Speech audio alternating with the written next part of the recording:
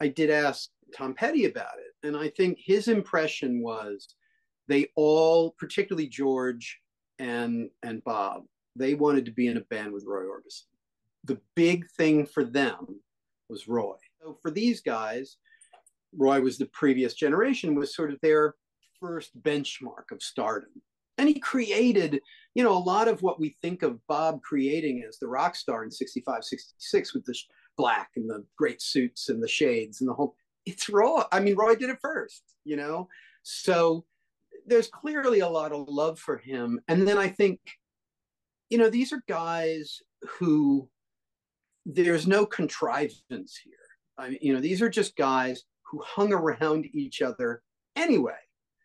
And, I don't think, I know that certainly Tom and George were very close at the time and became closer with Jeff later. And George and Jeff were very close.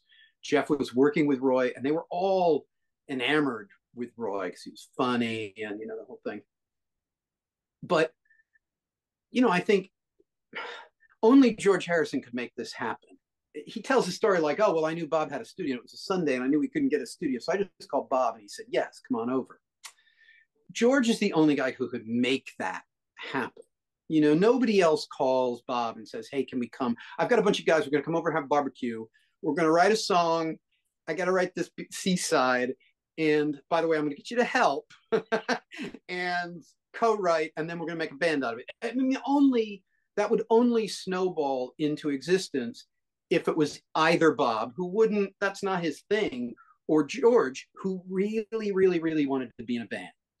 And I think if you've been in a band with John and Paul, where do you go from there?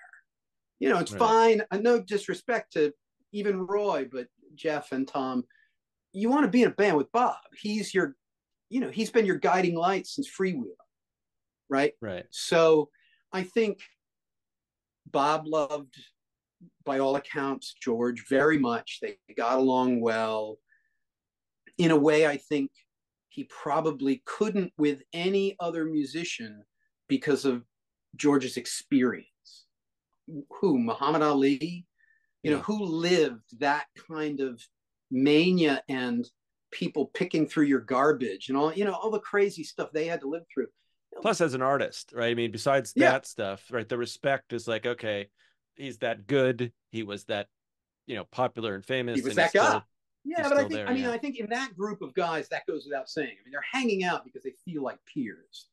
But hanging out and making a record with friends that's a different thing. I don't think, my guess is if it was all those guys, well, maybe if Roy was in it, Bob would have said yes, but who would have asked him?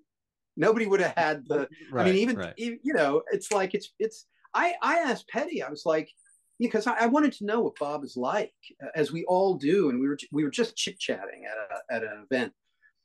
And I was like, what's Bob like? And he's really funny. And, we went off and I said to him at one point, because he was talking about him like in a very abstract way, and I was like, but, you've toured with him, you've known him now for 30 years, you're friends with Bob, right? And he's like, I don't know. Right. And I thought that was really interesting. They traveled the world 2 times over. They were in the Wilburys together. They'd done other shows together. Their paths have crossed.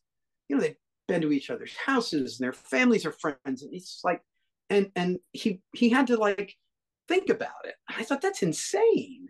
Like he's not really sure where he sits in Bob's life.